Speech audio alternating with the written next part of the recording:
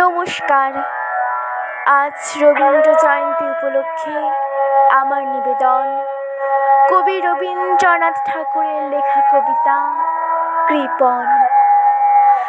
আমি ভিক্ষা করে ফিরতেছিলাম গ্রামের পথে পথে, তুমি তখন চলেছিলে তোমার স্বর্ণরথে।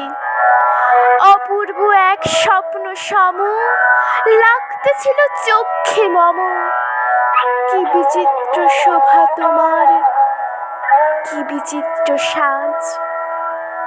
আমি মনে ভাবতেছিলাম এ কোন মহারাজ। আজ শুভক্ষণে রাত পোহালো, ভেবেছিলাম তবে আজ আমার দাঁড়ে দাঁড়ে ফিরতে নাহি হবে।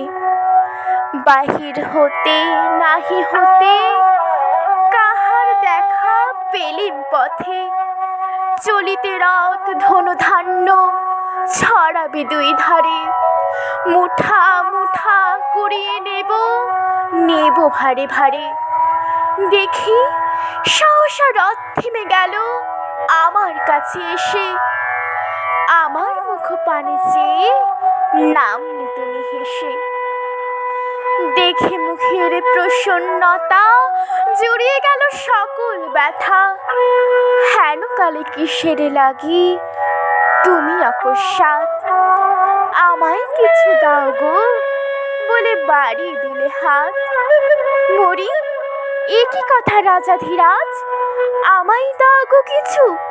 শুনে ক্ষণকালের তরে রইল মাথা নিচু। তোমার কি বা অভাব আছে ভিখারি ভিক্ষুকের কাছে।